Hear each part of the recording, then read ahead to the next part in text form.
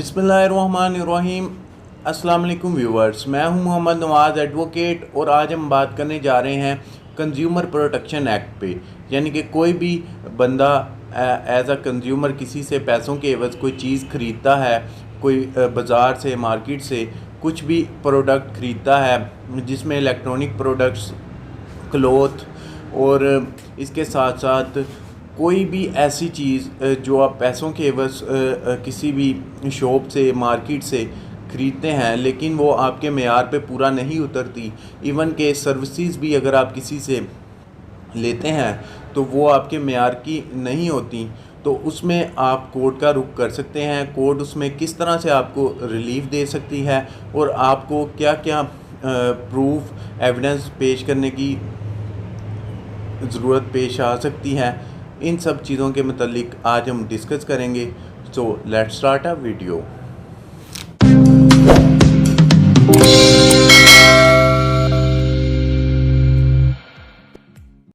Ji viewer, the Punjab consumer protection act 2005 जो है वो पूरे पंजाब के शहरियों को तहफ़्फ़ुज़ फ़राहम करता है कि वो अगर किसी से कोई चीज़ ख़रीदते हैं तो वो उनके मेयार पे पूरी नहीं उतरती तो वो कोर्ट का रुख कर सकते हैं। लेकिन कोर्ट का रुख करने से पहले उन्हें अगर बिलफ़र्ज़ उन्होंने कोई चीज़ ख़रीदी है वो उनके मेयार पे नहीं उतरी तो कोर्ट जाने से पहले उन्हें एक लीगल नोटिस जो है उस बंदे को जिससे उन्होंने चीज़ ख़रीदी है या उस कोई भी कंपनी है तो उसे एक लीगल नोटिस इशू करना बहुत ज़रूरी है। लीगल नोटिस जो है वो आपके केस को मजबूत करता है और आपको आने वाले फ्यूचर में मसाइल में बहुत हेल्प करता है।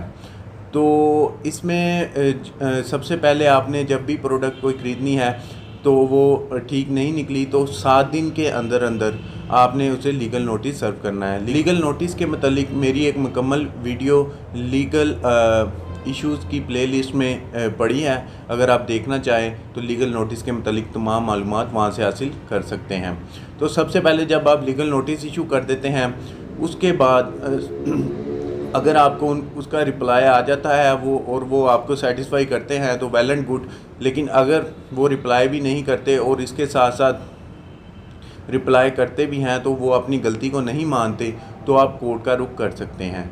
कोर्ट में आपने अपना केस जो है वो प्रोटेक्शन एक्ट का सेक्शन 30 जो है वो आपको केस करने का मुकम्मल राइट देता है। सबसे पहले जब आप कोर्ट में केस लेके जाते हैं किसी भी वकील के थ्रू तो कोर्ट उसमें दूसरी पार्टी को जिसके ख़िलाफ़ भी आप गए होंगे उसे समन जारी करेगी, नोटिस जारी करेगी कि वो कोर्ट में आके अपना जवाब दे।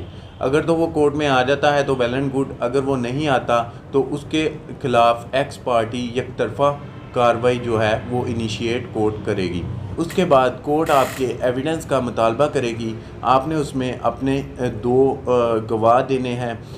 उसके साथ साथ आपने जो प्रोडक्ट ख़रीदी थी, जिस जगह से ख़रीदी थी उस जगह का कोई प्रूफ है आपके पास, अगर कोई भी किसी किस्म की फुटेज है या उसके साथ साथ आपके पास जो रसीद होगी उसकी और वो जो डैमेज चीज़ है जो कि आपके मेयार पे पूरी नहीं उतरी वो कोर्ट आपसे प्रोवाइड करेगी। फिर आपने अपनी एविडेंस में वो तमाम चीज़ें कोर्ट के अंदर पेश करनी है। तो वो देखने के बाद तमाम चीज़ें अगर कोर्ट समझे तो किसी एक्सपर्ट की राय ले सकती है कि जो भी मिसाल के तौर पे अगर कोई फ्रिज है तो वो ख़राब निकल आई है तो उसका जो एक्सपर्ट है उसका ओपिनियन कोर्ट ले सकती है। उसके ओपिनियन के जो चार्जेस होंगे वो कोर्ट समझे तो आपको ऑर्डर कर सकती है कि आप उस एक्सपर्ट के ओपिनियन के एक्सपर्ट की जो सर्विसेज हैं उसके चार्जेस कोर्ट में पे करें ताकि इसका मुकम्मल तौर पे जांच हो सके ये चीज़ ख़राब है और आपके मेयार पे पूरी नहीं उतरी।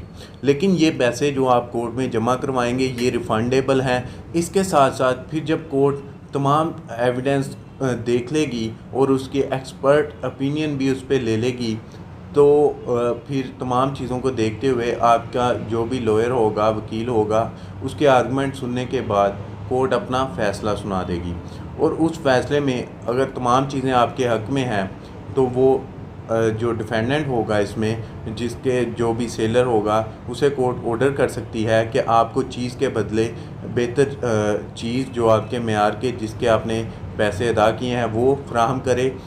अगर नहीं करेगा तो कोर्ट उसे जेल का भी ऑर्डर कर सकती है। और इसके साथ साथ अगर कोर्ट चाहे तो उसे जुर्माना भी कर सकती है। आपके कोर्ट जाने के, आपके वकील की फ़ीस के तमाम अखराजात जो हैं वो कोर्ट उससे लेके आपको देने का ऑर्डर कर देगी। लेकिन अगर वो कोर्ट के ऑर्डर की तामील नहीं करता, ऑर्डर नहीं मानता, तो फिर कोर्ट जो है उसकी जो भी कंपनी होगी या कोई भी उसकी फर्म होगी उसे सील भी कर सकती है और उसके साथ साथ उस बंदे को जेल भी भेज सकती है। तो इसमें मैं आपको यही सुजेस्ट करूँगा, अगर आपने किसी से चीज़ खरीदी है, सबसे पहले खुद उससे मिलें। अगर वो आपकी कंप्लेंट मान लेता है तो वेल एंड गुड, अगर वो नहीं मानता तो फिर उसे एक लीगल नोटिस जारी करें और उसके बाद आप कोर्ट का रुख करें और कोर्ट में आपको इंशाल्लाह ज़रूर इंसाफ मिलेगा। तो जो भी आपका इसके ऊपर ख़र्चा आएगा वो भी कोर्ट आपको उससे लेके देगी, अगर आपका केस सच और हक़ पे मबनी होगा।